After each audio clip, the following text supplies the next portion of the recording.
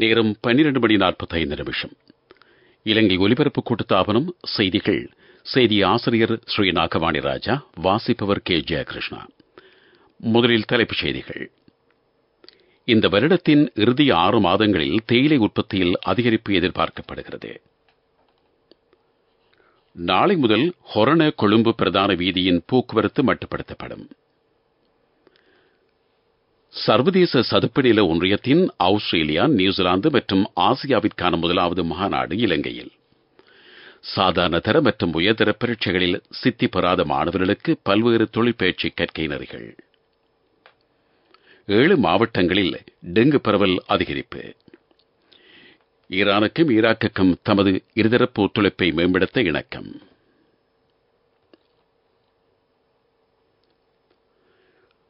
நாட்டில் முதல் தடவையாக இறுதி 6 மாதங்களில் தேயிலை உற்பத்தி அதிகரிப்பை இந்த வருடத்தில் எதிர்பார்க்க முடியும் என இலங்கை தேசிய தேயிலை சபை தெரிவித்துள்ளது. முன்னதாக ஒவ்வொரு ஆண்டும் ஆண்டின் முதல் 6 மாதங்களில் தேயிலை உற்பத்தியில் வளர்ச்சி காணப்பட்டது. மே மற்றும் ஜூன் மாதங்களில் தேயிலை அறுவடை அதிகமாக இருந்தது. எனினும் முதல் 6 மாதங்கள் வரை நீடித்த வறட்சி, மழை மற்றும் உரங்களை பயன்படுத்தாததன் காரணமாக தேயிலை உற்பத்தியில் குறிப்பிடத்தக்க வீழ்ச்சி காணப்பட்டது. இலங்கை தேயிலை சபையின் எதிர்கால முன்னேற்றம் மற்றும் தற்போதைய வேலை திட்டங்கள் தொடர்பில் இடம்பெற்ற கலந்துரையாடலின் போதே இந்த தகவல்கள் தெரிவிக்கப்பட்டன.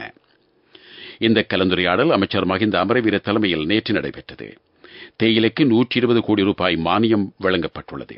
அதன் மூலம் செய்கையை ஆரம்பிக்கும் உற்பத்தியாளர்கள் சீரான காலநிலை காரணமாக அடுத்த 6 மாதங்களில் சிறந்த தேயிலை அறுவடையை பெறுவார்கள் என்றும் எதிர்பார்க்கப்படுகிறது. ஆஸ்திரேலியா, நியூசிலாந்து மற்றும் ஆசியாவின் சர்வதேச சதுப்பு நில ஒன்றியத்தின் முதலாவது கூட்டம் இலங்கையில் நடைபெறவுள்ளது. எதிர்வரும் 17ஆம் தேதி முதல் 21ஆம் தேதி வரை பத்திரமுள்ள தியசரு பூங்காவில் நடைபெற உள்ளதாக நகர அபிவிருத்தி மற்றும் வீடமைப்பு அமைச்சு தெரிவித்துள்ளது. காணி அபிவிருத்தி தொடர்பான கூட்டுத்தாபனம் இதனை ஏற்பாடு செய்திருக்கிறது. 15 நாடுகளில் உள்ள 70க்கும் மேற்பட்ட சதுப்பு நில பூங்காக்களின் சார்பில் சுமார் 100 பிரதிநிதிகள் இதில் பங்கேற்கின்றனர். இந்த ஆண்டு ஈரநிலம் மற்றும் ஈரநில சூழல் என்பது இந்த வருடத்தின் தொனிப்பொருளாகும். சதுப்பு நிலங்களின் பாதுகாப்பு மற்றும் நிலையான நிர்வாகத்தில் ஒத்துழைப்பை ஊக்குவிப்பதும் மேம்படுத்துவதும் இதன் நோக்கமாகும். பிரதமர் தினேஷ் குணவர்தன தலைமையில் நிகழ்வு ஆரம்பமாக இருக்கிறது. தொழில் பயிற்சி மற்றும் பயிற்சி திணைக்களத்தின் கீழ் பல தொழில் கற்கை நெறிகள் ஆரம்பிக்கப்பட உள்ளன. கல்வி பொது தராதர, சாதாரண தரம் மற்றும் உயர்தர பரீட்சைகளில் சித்தி அடையாத மாணவர்களுக்கு இந்த பாடநெறிகள் நடத்தப்படுகின்றன. மாவட்ட ரீதியில் உள்ள தொழில்நுட்ப பயிற்சி நிறுவனங்களில் இதுகுறித்த தகவல்களை பெற்றுக் கொள்ளலாம். உயர்தர பரீட்சையில் சித்தியடைந்து பல்கலைக்கழகத்திற்கான தகுதியை பெறாத மாணவர்களுக்காகவும் விசேட பாடநெறிகள் ஆரம்பிக்கப்பட உள்ளன. சகல பாடநெறிகளும் இலவசமாக நடத்தப்பட உள்ளன. உள்நாட்டு மற்றும் வெளிநாட்டு தொழிற்சந்தைகளை இலக்காக கொண்டே இந்த கற்கை நெறிகள் ஆரம்பிக்கப்பட உள்ளதாக தொழிற்பயிற்சி மற்றும் பயிற்சி திணைக்களம் அறிவித்துள்ளது.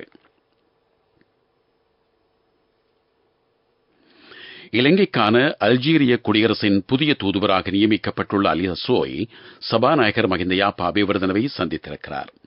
பாராளுமன்ற கட்டட தொகுதியில் இந்த சந்திப்பு இடம்பெற்றதாக பாராளுமன்ற பொதுச் செயலாளர் குஷானி ரோகணதீர தெரிவித்தார். இரு நாடுகளுக்கும் இடையிலான உறவுகளை வலுப்படுத்துவது மற்றும் இலங்கை அல்ஜீரிய பாராளுமன்ற நட்புறவு சங்கத்தை நிறுவுவது தொடர்பிலும் கவனம் செலுத்தப்பட்டுள்ளது.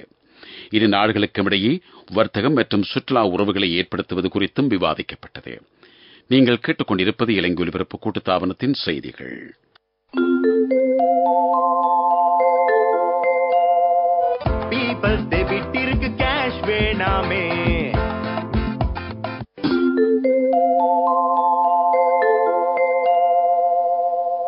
சர்வதேச நாணய நிதியத்திற்கு இலங்கையில் தேர்தலை நடத்துவதில் எந்த பிரச்சனையும் இல்லை என சர்வதேச நாணய நிதியத்தின் இலங்கைக்கான பிரதிநிதிகள் குழுவின் சிரேஷ்ட தலைவர் பீட்டர் ப்ரூவர் தெரிவித்துள்ளார்.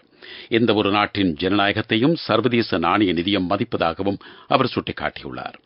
இலங்கையில் தேர்தல் நடத்தப்பட்டால் அது சர்வதேச நாணய நிதியத்தின் வேலை திட்டத்தின் நேரத்தை பாதிக்கும் எனவும் உரிய அதிகாரிகளோடு கலந்தாலோசித்து புதிய கால அட்டவணையை தயாரிக்க வேண்டும் எனவும் அவர் குறிப்பிட்டிருக்கிறார். இலங்கைக்கான விரிவாக்கப்பட்ட கடன் வசதிக்கான இரண்டாவது மதிப்பீடு தொடர்பில் கருத்து தெரிவிக்கும் சர்வதேச நாணய நிதியத்தின் இலங்கை பிரதிநிதிகள் நடத்தும் விசேட ஊடகவியலாளர் மாநாட்டின் போதே அவர் இதனை தெரிவித்தார். ஆஸ்திரேலிய அரசாங்கம் அடுத்த மாதம் 1ஆம் தேதி முதல் விசா விதிகளை கடுமையாக்க தீர்மானித்திருக்கிறது. அதன்படி சுற்றுலா விசாவில் ஆஸ்திரேலியாவுக்கு சென்று தங்கியிருந்து மாணவர் விசா பெறும் வாய்ப்பை இழக்கச் செய்யும் என சர்வதேச செய்திகள் தெரிவிக்கின்றன. ஆண்டுதோறும் பல குடியேற்றவாசிகள் சட்ட ரீதியாகவும் சட்டவிரோதமாகவும் ஆஸ்திரேலியாவுக்குள் பிரவேசிக்கிறார்கள். இந்த நிலையில் உயர்கல்விக்காக வருவோரின் எண்ணிக்கையை கட்டுப்படுத்த தற்பொழுது பல்வேறு நடவடிக்கைகள் மேற்கொள்ளப்பட்டு வருகின்றன.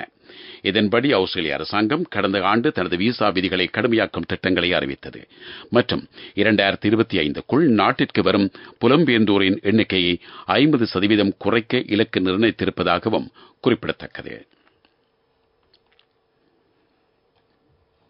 135 கிலோவிற்கும் அதிகமான கேரள கஞ்சா தொகையை விசேட அதிரடிப்படையினர் கைப்பற்றியிருக்கிறார்கள்.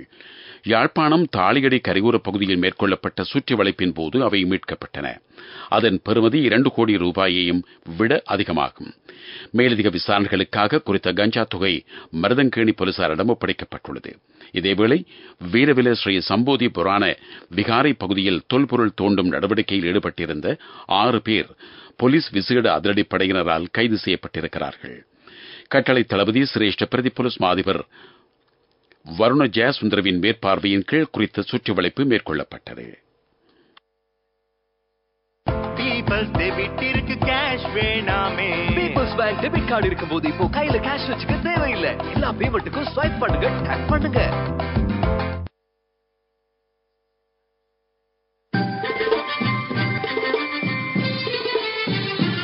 பிரதான செய்தி வழங்குவோர் ஒவ்வொரு வீட்டிலும் இருக்க வேண்டிய வீட்டு வைத்தியர் சித்தாலேப.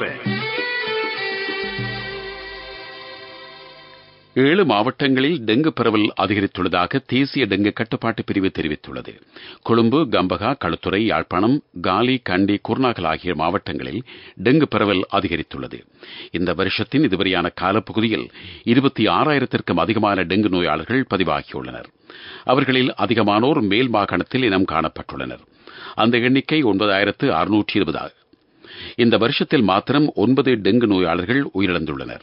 எனவே டெங்கு நோய் பரவுவதை கட்டுப்படுத்தும் வகையில் மக்கள் தமது சுற்றுப்புறச் சூழலை சுத்தமாக வைத்திருக்குமாறு தேசிய டெங்கு கட்டுப்பாட்டு பிரிவு வலியுறுத்தியுள்ளது. குறிப்பாக நுளம்பு குடம்பிகள் உற்பத்தியாகும் இடங்களை அழிப்பது அவசியமாகும் என்றும் அறிவுறுத்தப்பட்டிருக்கிறது.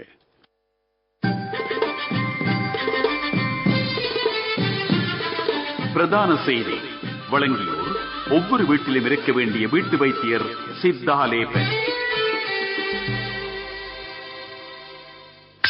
உங்கள் கவனியில் மேம்பாலம் நிர்மாணிக்கப்படவுள்ள நிலையில் நாளை 15ஆம் தேதி முதல் அந்த வீதியின் போக்குவரத்தை மட்டுப்படுத்த இருப்பதாக போலீசார் அறிவித்திருக்கிறார்கள். நிர்மாணப் பணிகள் 2 மாத காலங்களுக்கு மேற்கொள்ளப்பட உள்ளன. இதனால் அந்த காலப்பகுதியில் போக்குவரத்து நெரிசலை குறைப்பதற்கு மாற்று வழிகளை பயன்படுத்துமாறும் போலீசார் பொதுமக்களிடம் வேண்டுகோள் விடுத்துள்ளனர்.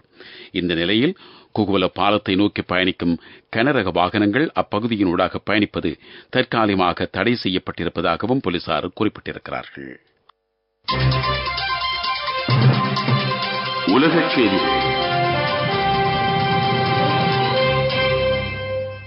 ஈரானும் ஈராக்கும் தமது இருதரப்பு ஒத்துழைப்புகளை மேம்படுத்த இணங்கியுள்ளன. அதன்படி குறிப்பாக பாதுகாப்பு, எரிசக்தி, கல்வி, போக்குவரத்து ஆகிய துறைகளின் அபிவிருத்தி தொடர்ந்து முன்னெடுத்துச் செல்லப்படவிருக்கிறது. ஈரானின் பதில் வெளிவகார அமைச்சர் அலி பெஹாரி கானிக்கும் ஈராக் பிரதமர் முகமது ஷியா அல் சுதானிக்கும் இடையிலான சந்திப்பு ஒன்று ஈராக்கின் பாக்தாத் நகரில் இடம்பெற்றது. குறித்த சந்திப்பின் போது இந்த உடன்பாடு தெரிவிக்கப்பட்டது. அதன்போது காசா எல்லைப் பகுதியின் தற்போதைய நிலைமை, பிராந்திய மற்றும் சர்வதேச பொது நலன்கள் குறித்து பரவலாக கலந்துரையாடப்பட்டதாகவும் ஈரானின் அதிகாரப்பூர்வ செய்தி நிறுவனம் தெரிவித்துள்ளது. அபிவிருத்தி செய்திகள்.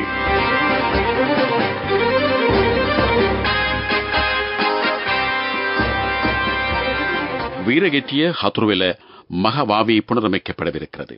இதற்கென 3 கோடி ரூபாய் செலவிடப்படும். நீர்ப்பாசன திணைக்களத்தின் வீரகற்றிய உப அலுவலகத்தினால் புனரமைப்பு பணிகள் நடைமுறைப்படுத்தப்பட்டு வருகின்றன. இதன் மூலம் 450 ஏக்கர் நெற்பயிர் செய்கைகளுக்கு நீர் வசதி கிடைக்கவுள்ளது. அதனூடாக 42 குடும்பங்கள் நன்மை அடைய உள்ளன.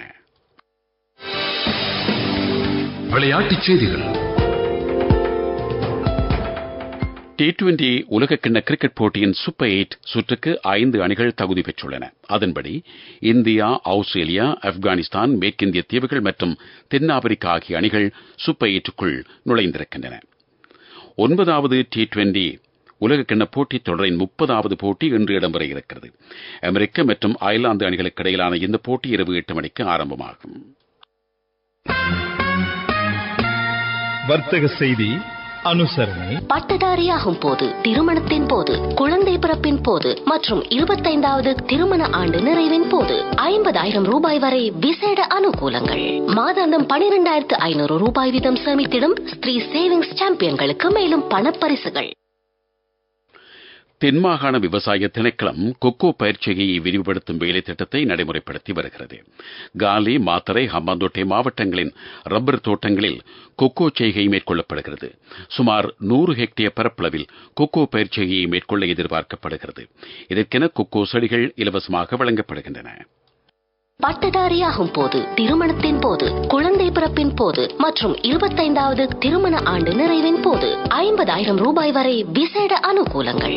மாதாந்தம் 12,500 ரூபாய் வீதம் சேமித்திடும் ஸ்ரீ சேவிங்ஸ் சாம்பியன்களுக்கு மேலும் பணப்பரிசுகள். பொருளாதார செய்திகள் அனுசரணை. அவசரத்தில் அங்கும் இங்கும் வைக்க வேண்டாம் தங்கமே. இப்போது தங்கப்போனுக்கு அதிகூடிய முப்படம். அலையுங்கள் 0115-880-400. LOLC ரன்சவி தங்க கடன் சேவை. பாதுகாப்பாக வைத்திருக்கும் நகைகளை அவசர தேவைக்கு வைக்கவிட. தென்மாகாணத்தில் ரப்பர் செய்கைக்கு இணைவாக தேனீ வளர்ப்பு திட்டம் நடைமுறைப்படுத்தப்பட்டு வருகிறது. ரப்பர் உற்பத்தியாளர்களின் வருமானத்தை அதிகரிப்பதே இதன் நோக்கமாகும். ரப்பர் அபிவிருத்தி திணைக்களத்தின் காலி பிராந்திய அலுவலகத்தின் கீழ் இது நடைமுறைப்படுத்தப்பட உள்ளது. வலஸ்முல்ல, மித்தனிய, அல்பிட்டிய, வதுரம்ப, தவளம ஆகிய பிரதேசங்களில் ஏற்கனவே இது நடைமுறைப்படுத்தப்பட்டுள்ளது. தேனீ வளர்ப்பு திட்டத்திற்கு தேவையான தொழில்நுட்ப ஆலோசனைகள் இலவசமாக வழங்கப்படுகின்றன.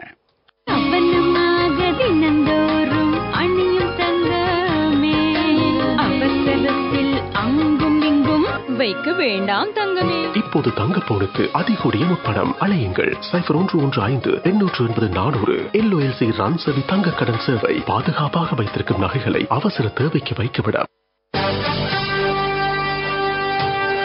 காலநிலை அறிக்கை. மேல் சப்ரகமு, வடமேல் மாகாணங்களிலும் காலி, மாத்தறை மாவட்டங்களிலும் பல தடவைகள் மழை பெய்யக்கூடும் என வளிமண்டலவியல் திணைக்களம் அறிவித்துள்ளது. ஊவா மாகாணத்தில் ஒரு சில இடங்களில் மாலை அல்லது இரவில் மழை அல்லது இடியுடன் கூடிய மழை பெய்யக்கூடும். மத்திய மலைநாட்டின் மேற்கு சரிவு பகுதிகளிலும் வடக்கு, வடமத்திய, வடமேல் மாகாணங்களிலும் திருகோணமலை, ஹம்பாந்தோட்டை, மொனராகலை மாவட்டங்களிலும் அவ்வப்போது மணித்தியாலத்திற்கு 40 தொடக்கம் 50 கிலோமீட்டர் வேகத்தில் பலத்த காற்று வீசக்கூடும்.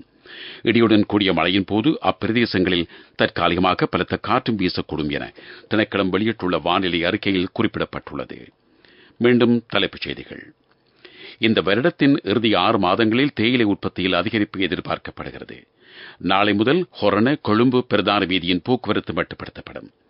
சர்வதேச சதுப்பு நில ஒன்றியத்தின் ஆஸ்திரேலியா, நியூசிலாந்து மற்றும் ஆசியாவிற்கான 1வது மாநாடு இலங்கையில். சாதாரண தர மற்றும் உயர்தர பரீட்சைகளில் சித்தி பெறாத மாணவர்களுக்கு பல்வேறு தொழிற்பயிற்சி கற்கை நெறிகள். 7 மாவட்டங்களில் டெங்கு பரவல் அதிகரிப்பு. ஈரானும் ஈராக்கும் தமது இருதரப்பு ஒத்துழைப்பை மேம்படுத்த இணக்கம். இத்துடன் செய்திகள் முடிவடைந்தன. அடுத்த பிரதான செய்திகள் இன்று மாலை 6 மணிக்கு இடம்பெறும்.